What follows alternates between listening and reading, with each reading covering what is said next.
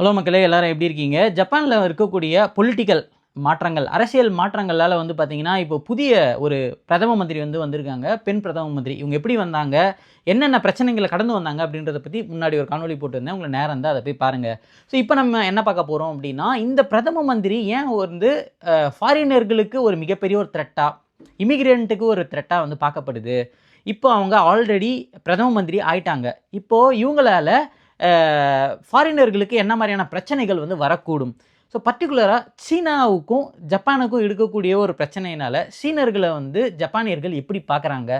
இதை உண்மையிலே சொல்லணும் அப்படின்னா, எனக்கும் சீனாவுக்கும் தனிப்பட்ட விரோதமோ கருத்து வேறுபாடோ எதுவுமே கிடையாது. சீனர்கள் நிறைய பேர், நாங்கள் எல்லாம் ஒன்றா மலேசியா எல்லா நாட்டை சேர்ந்தவங்களும் இங்கே வேலை பார்த்துட்ருக்குறோம். ஸோ பர்ட்டிகுலராக சீனர்கள் மேலே ஏன் ஜப்பானியர்கள் வெறுப்பாக இருக்காங்க அப்படின்றதுக்கான ஒரு காரணத்தை நான் உங்ககிட்ட சொல்ல போகிறேன். இது என்னுடைய தனிப்பட்ட கருத்துன்றது கிடையாது. ஓகேங்களா? ஸோ அதுக்கடுத்து வந்ததுன்னா, பெர்மனன்ட் ரெசிடென்சியில் என்ன மாதிரியான மாற்றங்கள் வரப்போகுது, நீங்கள் ரிஃப்யூஜியாக வந்திருக்கீங்க அப்படின்னா என்ன மாதிரியான பிரச்சனைகளை நீங்கள் சந்திக்க போகிறீங்க, நீங்கள் பிஸ்னஸ் மேனேஜர் வீசாவில் ஜப்பானுக்குள்ளே இருக்கீங்க அப்படின்னா என்ன மாதிரியான மாற்றங்கள் வரக்கூடிய வாய்ப்புகள் இருக்குது, நீங்கள் எப்படி உஷாராக இருந்துக்கணும் அப்படின்றது இந்த காணொலியை பார்த்து தெரிஞ்சுக்கலாம். ஸோ முதல்ல பார்த்தீங்கன்னா சீனர்கள். ஸோ சீனர்கள் அப்படின்னு பார்க்கும்போது ஜப்பானில் ஃபாரினர்ஸ் பாப்புலேஷனில் நம்பர் 1ல் இருக்கிறவங்க சீனர்கள் தான். ஓகேங்களா? ஸோ இந்த சீனர்கள் எந்த ரூட்டில் உள்ளே வராங்க அப்படின்னு பார்த்தீங்கன்னா, இந்த பிஸ்னஸ் மேனேஜர் வீசா அப்படின்னு ஒரு வீசா கேட்டகரி இருந்ததுங்க. நானே பார்த்தீங்கன்னா, நம்ம இந்தியர்களுக்கு நிறைய பேருக்கு பார்த்தீங்கன்னா, இந்த ஒரு வீசா இருக்குது. நீங்கள் தொழில் தொடங்குறதா இருந்தால் நீங்கள் ஜப்பானில் ஒரு 5 மில்லியன் ஜப்பானிய எண் வச்சுக்கிட்டே நீங்கள் தொழில் தொடங்க முடியும். நீங்கள் இங்கே வந்துட்டீங்க அப்படின்னா ஃபேமிலியோட வீசா கட்டிச்சுன்னா நீங்கள் ஃபேமிலியோடு ஷிஃப்ட் ஆகிக்கலாம். உங்களுக்கு பசங்களுக்கான படிப்பு இலவசம், பசங்களுக்கான மெடிக்கல் இன்சூரன்ஸ் இலவசம். ஸோ இந்த மாதிரியான பெனிஃபிட்ஸ்லாம் நீங்கள் என்ஜாய் பண்ணலாம், நீங்கள் உண்மையிலேயே இங்கே ஒரு தொழில் பண்ணுறீங்க அப்படின்னா. ஓகேங்களா? ஸோ அதை நானே ரெக்கமெண்ட் பண்ணியிருக்கேன். ஸோ நிறைய பேர் பார்த்தீங்கன்னா, இந்த பிஸ்னஸ் மேனேஜர் வீசாவை நிறைய தவறான முறையில் பயன்படுத்துகிறாங்க. ஸோ பர்டிகுலராக இந்த சைனர்கள் எப்படி இதை பயன்படுத்துகிறாங்க அப்படின்னு பார்க்கலாம். ஏன்னா இந்த பிஸ்னஸ் மேனேஜர் வீசாவை அதிகமாக ஜப்பானில் ஹோல்டு பண்ணியிருக்கிறது யார்? மெஜாரிட்டியான்னு பார்த்தீங்கன்னா சீனர்கள் தான். ஸோ இது முதல்லேருந்து ஆரம்பிக்கிறேன். என்னென்னு பார்த்தீங்கன்னா, கோவிட் ஆரம்பிச்சது இல்லைங்களா? அந்த டைமில் உங்களுக்கு நல்லா தெரியும், சீனாவில் ஃபுல் லாக்டவுன் போட்டாங்க. யாரும் வெளில போக முடியாது, ஒன்றும் பண்ண முடியாது. ஸோ நிறைய பேருக்கு பார்த்தீங்கன்னா, அவங்க ரொம்ப ஸ்ட்ரெஸ்ஃபுல்லான ஒரு வாழ்க்கையை வாழ்ந்துட்டு இருந்தாங்க. ஆனால் அந்த காலகட்டத்தில் ஜப்பான் பார்த்தீங்கன்னா, இங்கே வெளியில் போகாதீங்கன்னு வார்த்தையில் தான் சொல்ல முடியுமே கண்டி, இங்கே இப்போ எங்களை மாதிரியான ஆட்கள்லாம் பார்த்தீங்கன்னா, நிறைய ஃபாரினர்ஸ் உண்மையிலேயே அந்த கோவிட் டைம் ஜாலியாக அங்கே வெளியில் சுற்றிட்டு என்ஜாய் பண்ணிட்டு தான் இருந்தாங்க. ஓகேங்களா? ஸோ ஜப்பானில் மக்கள் இப்போ நம்ம ஊரில் 144ன்னு இருக்குது பார்த்தீங்களா? அது வெள்ளைக்காரன் கொண்டு வந்தது. ஸோ இந்த 144 அப்படின்ற மாதிரியான ரெஸ்ட்ரிக்ஷன்ஸ் இங்கே போடவே முடியாது. மக்கள்கிட்ட ரெக்வஸ்ட் கொடுக்கலாம். இவங்களுக்கு லாலே பார்த்தீங்கன்னா அந்த மாதிரி ஒரு லாவே கிடையாது. அதனால் இவங்க ரெக்வஸ்ட் கொடுத்தாலே, ஆனால் பெரும்பாலான ஜப்பானியர்கள் ஏன்பா நீ போவாதப்பா அப்படின்னு சொன்னாலே கேட்கக்கூடிய ஆட்கள் கிட்டத்தட்ட 90-95% மேலே இருக்கக்கூடிய ஆட்கள். ஒரு சிலர் மட்டும்தான் அப்படி பேச்சு மதிக்காமல் சுற்றிட்டு இருப்பாங்க. ஸோ அப்படி இருக்கிறதுனால அவங்களுக்கு ஒருவேளை இந்த 144 மாதிரியான விஷயங்கள் தேவைப்படாமல் இருந்திருக்கலாம். ஆனால் சீனாவில் பார்த்தீங்கன்னா இது ரொம்ப ஹார்டாக இருந்துச்சு. அப்போ என்ன ஆச்சுன்னா, சீனர்களுக்கு நம்மளால் இங்கே இருக்க முடியாது அப்படின்ற ஒரு மனநிலை. அது மட்டும் இல்லாமல் உங்களுக்கு சீனாவில் எடுத்துக்கிட்டிங்கன்னா, இப்போ ஜப்பானில் பார்த்தீங்க அப்படின்னா, உங்களுக்கு மெடிக்கல் இன்சூரன்ஸ் ஃப்ரீ, நான் முன்னாடி சொன்ன மாதிரி. அது மட்டும் இல்லாமல் பசங்களுக்கான இது பார்த்தீங்கன்னா கிட்டத்தட்ட ஃப்ரீ அப்படின்னு சொல்லலாம், படிப்பு. ஓகேங்களா? ஸோ அது மட்டும் இல்லாமல் ஸ்காலர்ஷிப்பு, சீனர்களுக்காகவே ஸ்பெஷலைஸ்டான ஒரு சில காலேஜில் பார்த்தீங்கன்னா 100% எதுவுமே இல்லாமல் நீங்கள் மெரிட்டில் போனீங்கன்னா நிறைய பெனிஃபிட்ஸ்லாம் கொடுத்துட்டு இருந்தாங்க. ஓகேங்களா? அப்படி இருக்கும்போது இதை அதிகமான பாசிபிலிட்டி சீனர்கள் பயன்படுத்திக்கிறதா இருக்குது. அது மட்டும் இல்லாமல் சீனாவிலேருந்து சைனீஸ் கேரக்டரை ஜப்பானியர்கள் கொஞ்சம் மெருகேற்றி பயன்படுத்திகிட்டு இருக்கிறாங்கன்ற காரணத்தினால, ஸோ சீனர்களுக்கு பார்த்தீங்கன்னா படிக்கிறது, ஜப்பானிய மொழி கற்றுக்கிறதுன்றது பெரிய விஷயமா இல்லை. ஓகேங்களா? அப்படி இருக்கும்போது இப்போ என்ன ஆகுதுன்னு பார்த்தீங்கன்னா, WeChat அப்படின்னு ஒரு ஆப் இருக்குது. இப்போ உதாரணத்துக்கு நம்ம ஊரில் எடுத்துக்கிட்டிங்க அப்படின்னா வாட்ஸ்அப் இருக்குது இல்லைங்களா? அந்த மாதிரி சீனாவில் WeChat அப்படின்ற ஒரு ஆப்பு. அதில் நிறைய அட்வர்டைஸ்மெண்ட் கொடுக்குறாங்க. என்ன அட்வர்டைஸ்மெண்ட்னு பார்த்தீங்கன்னா, ஒரு $25,000 $30,000 கிட்ட நீங்கள் காசு வச்சுருக்கீங்க அப்படின்ற பட்சத்தில் உங்களை ஜப்பானுக்கு நாங்கள் ஒரு ஃபேமிலியோடு நீங்கள் கூப்பிட்டு இப்போ நான் சொன்ன விஷயங்கள் எல்லாம் அந்த ஒரு பிஸ்னஸ் மேனேஜர் வீசா மூலிமா வந்தீங்க அப்படின்னா, நீங்கள் இங்கே ஒரு வீடு எதனா வாங்கணுன்னா கூட சொந்தமாக உங்கள் இடத்த நீங்கள் வாங்கிக்க முடியும். உங்கள் பேர்லேயே வாங்கிக்க முடியும். நீங்கள் இங்கே எதனா ஒரு தொழிலும் பண்ண முடியும். இப்போ 50 லட்சம் ஜாப்பனீஸ் என்னன்றது நம்ம ஊர் காசுக்கு எடுத்துக்கிட்டிங்க அப்படின்னா என்ன ஒரு 25 லட்சம் 26 லட்சம் கிட்ட வருது இல்லைங்களா? ஸோ அந்த 26 லட்சம் கிட்ட இருந்தது அப்படின்னா இங்கே நம்ம ஒரு தொழிலை நம்ம ஆரம்பிச்சிக்கலாம். ஓகேங்களா? அந்த மாதிரி நிறைய வந்து பெனிஃபிட்ஸும் குழந்தைங்களுக்கு ஃபேமிலியோடு செட்டில் ஆகிறதுக்கு ரொம்ப பீஸ்ஃபுல்லான ஒரு என்விரான்மெண்ட்டு, பொல்யூஷன் இல்லாத காற்று எடுத்துக்கிட்டிங்கன்னா கூட நீங்கள் வெளியில் டோக்கியோ மாதிரியான பெருநகரை விட்டு தள்ளி போயிட்டீங்க அப்படின்னா காற்றும் வந்து பார்த்திங்கன்னா அவ்வளோ சுத்தமாக இருக்கும் உங்களுக்கு. ஸோ அந்த மாதிரி நல்ல ஒரு லைஃப் ஸ்டைலில் வந்து வாழ முடியும், நல்ல ஒரு இன்ஃப்ராஸ்ட்ரக்சர் இருக்குது அப்படின்னு சொல்லி இதை வந்து ஒரு வியாபாரமயமாக ஆக்குறாங்க. இந்த பிஸ்னஸ் மேனேஜர் விசா கொண்டு வந்ததுக்கு முக்கிய காரணம் என்னென்னா, அந்நிய முதலீட்டை இழுக்கணும் அப்படின்றதுக்காக தான் இந்த ஒரு விசாவை ஜப்பான் அரசாங்கம் கொண்டு வராங்க. நிறைய பேர் வந்து இப்போ உதாரணத்துக்கு எடுத்திங்கன்னா, ஜப்பான்லேருந்து நிறைய கம்பெனிகள் வந்து வெளியில் போயிடுச்சு ஒரு காலகட்டத்தில். வெளியில் போயிட்டு அவங்க சீனா, தாய்லாந்து, இந்தோனேஷியா, வியட்நாமு அந்த மாதிரி போயிட்டு அங்கங்கே கம்பெனிகளை வந்து ஆரம்பிச்சிட்டாங்க. ஏன்னா ஜப்பானில் வந்து லேபர் காஸ்ட் அதிகம், அந்த மாதிரியான நிறைய காரணங்களால். அப்போ என்னென்னா, அந்நிய முதலீடுகளை இழுக்கணும், வெளிநாட்டவர்கள் இங்கே வந்து தொழில் பண்ணுறதன் மூலிமா ஜப்பானோட எக்கனாமி வளரும் அப்படின்ற ஒரு காரணத்துக்காக தான் இந்த பிஸ்னஸ் மேனேஜர் விசான்ற கான்செப்டே கொண்டு வந்தாங்க.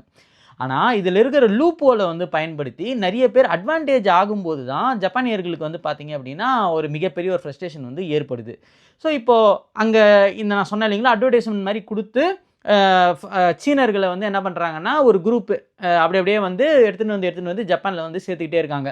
பர்டிகுலராக எந்த ஏரியாவில் அதிகமாக சீனர்கள் வந்து இருக்காங்க அப்படின்னு வந்து பார்த்தீங்கன்னா ஹொக்காய்தோவில் ஒரு ஏரியாவில் மட்டும் எடுத்துக்கிட்டிங்க அப்படின்னா 36% மக்கள் வந்து பார்த்திங்க அப்படின்னா சீனர்கள் தான் இருக்காங்க.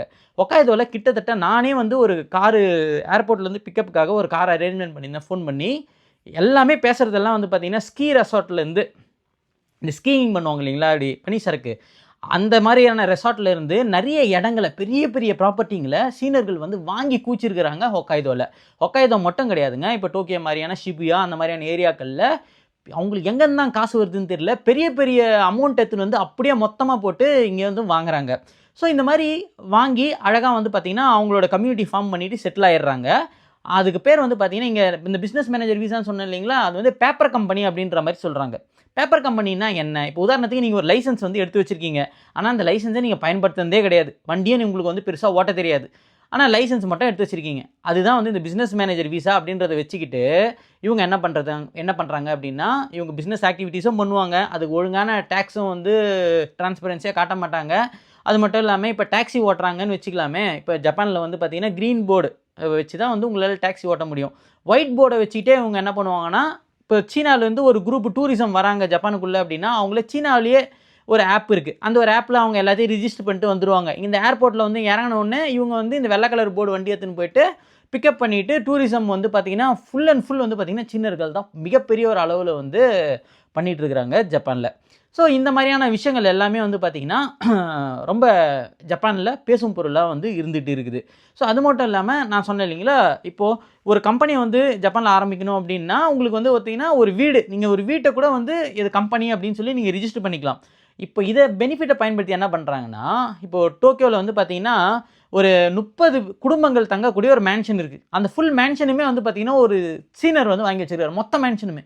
அப்போ அதில் 30 வீடு இருக்குது இல்லைங்களா, அந்த 30 வீடுமே என்னென்னா இது ஒரு கம்பெனி, 1ஆம் நம்பர் ஃப்ளாட் ஒரு கம்பெனி, 2ஆவது நம்பர் ஃப்ளாட் ஒரு கம்பெனி அப்படின்னு சொல்லிட்டு சும்மா அந்த பேப்பர் கம்பெனி அப்படின்னு சொல்லுவாங்க.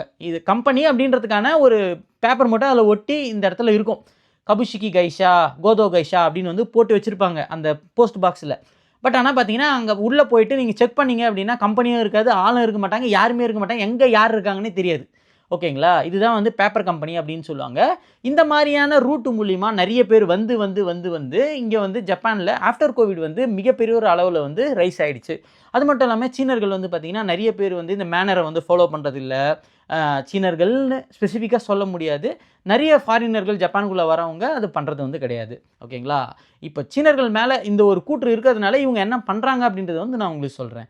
அப்போ என்ன ஆகுதுன்னா, சீனர்கள் வந்து பார்த்திங்கன்னா அவங்க கம்யூனிட்டியில் அப்படியே பேசிக்கிறாங்க, அவங்களுக்குள்ளேயே பிஸ்னஸ் பண்ணிக்கிறாங்க. அப்படின்னும் போது ஜப்பானிய மொழியும் வந்து அவங்க பசங்க வந்து பார்த்திங்கன்னா கற்றுக்க மாட்டுறாங்க.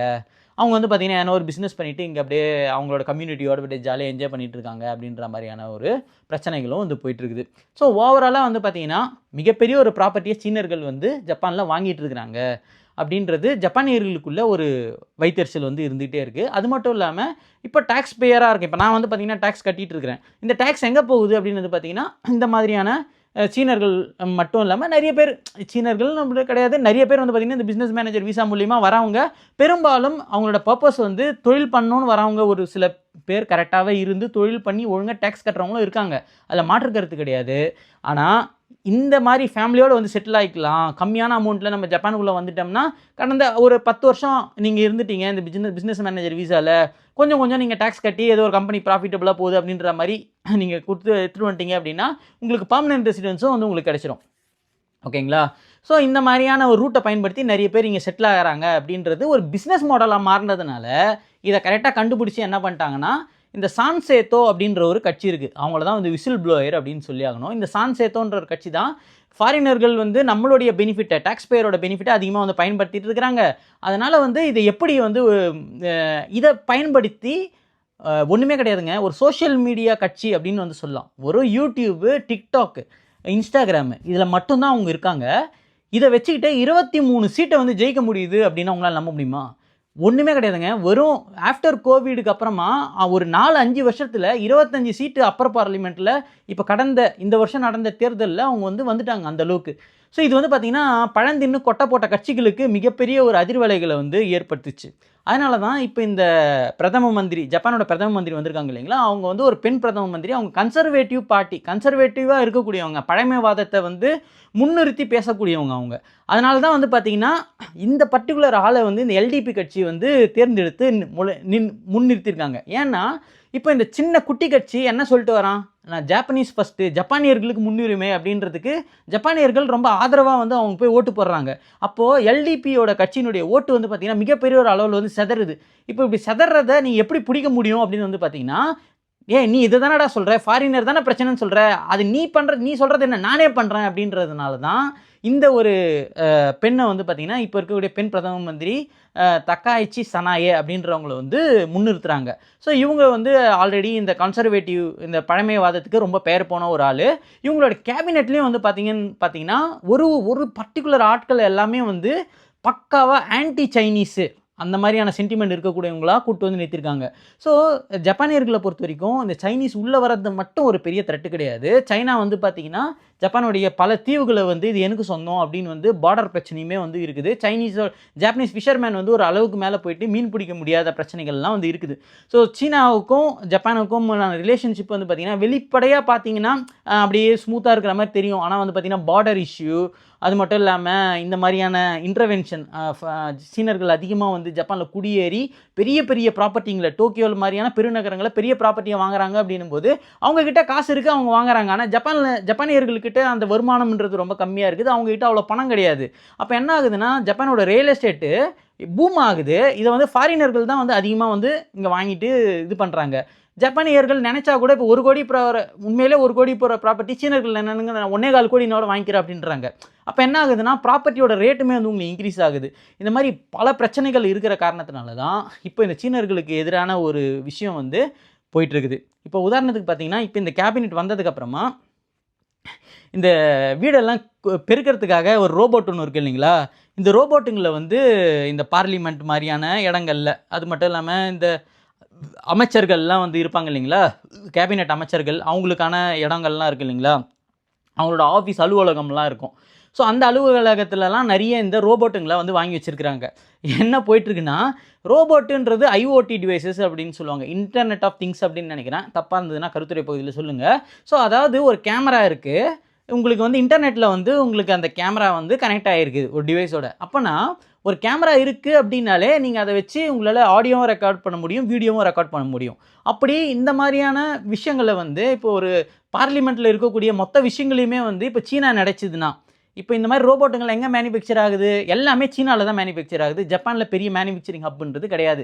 நிறைய கம்பெனிகள் என்ன பண்ணுறாங்கன்னா, உங்களுக்கு சீனாவில் போய் மேனுஃபேக்சரிங் பண்ணி அதை ஜப்பானில் வந்து உங்களுக்கு ரெஸ்ட்ரிக்ஷன்ஸ் வந்து கிடையாது. பர்டிகுலராக இந்த கேமரா இருக்கக்கூடிய இந்த ஒரு டிவைஸுக்கு வந்து இந்தந்த ரெஸ்ட்ரிக்ஷன்ஸ்லாம் இருக்குது, இதை வந்து இந்தந்த தர சான்றிதழ் இருக்கணும் அப்படின்ற மாதிரியான ரொம்ப தீவிரமான, அதாவது உங்களுக்கு டேட்டா செக்யூரிட்டி சம்மந்தமான விஷயங்கள் வந்து கிடையாது.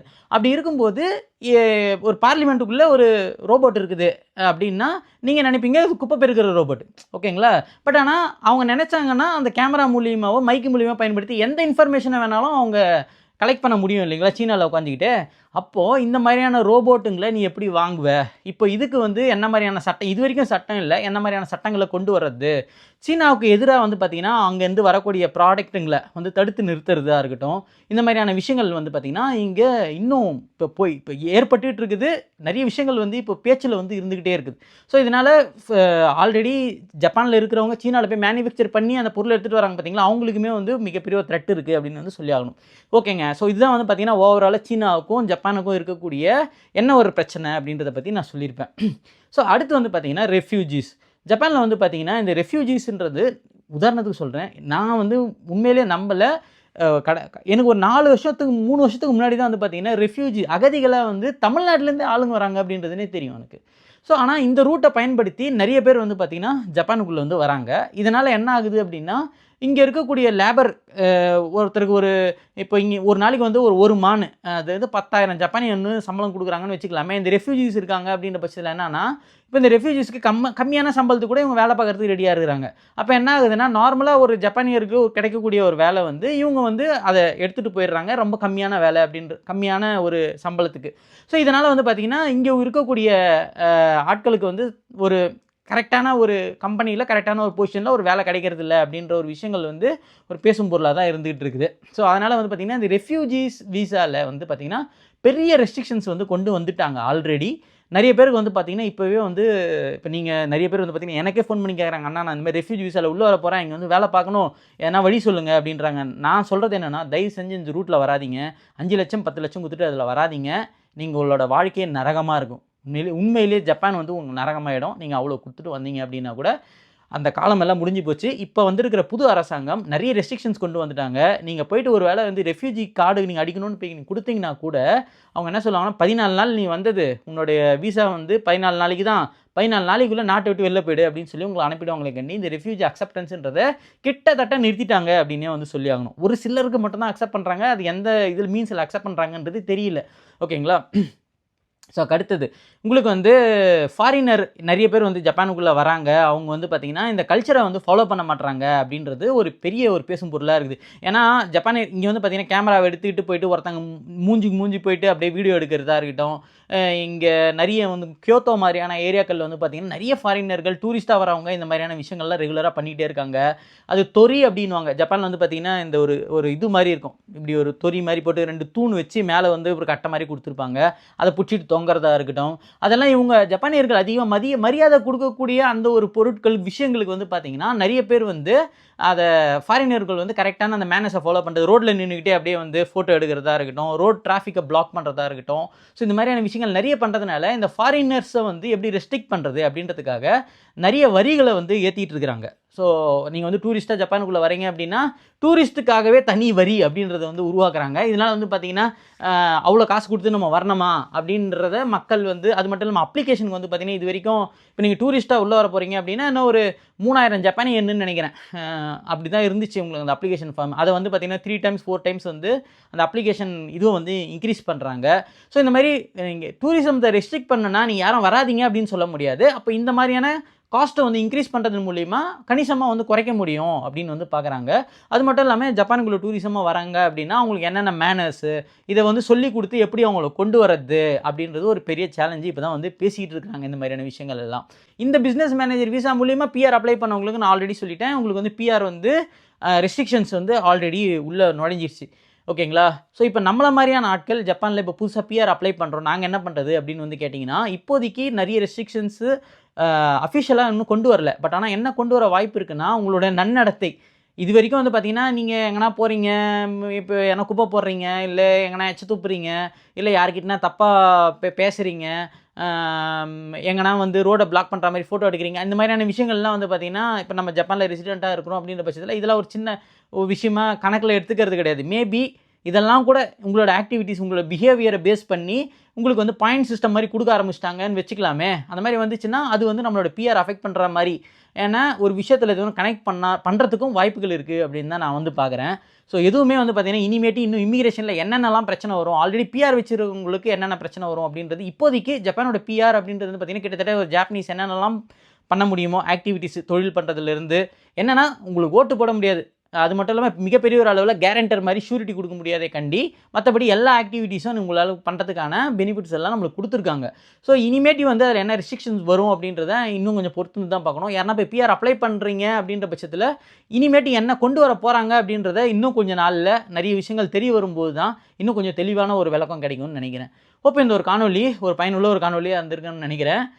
உங்களுக்கு இந்த காணொலி பிடிச்சிருந்தா லைக் பண்ணுங்கள், ஷேர் பண்ணுங்கள். அடுத்து ஒரு நல்ல காணொலியில் உங்களை சந்திக்கும் வரை உங்களிடமிருந்து விடைபெறுவது உங்கள் ஜப்பான் தமிழ் ப்ரோஸ்.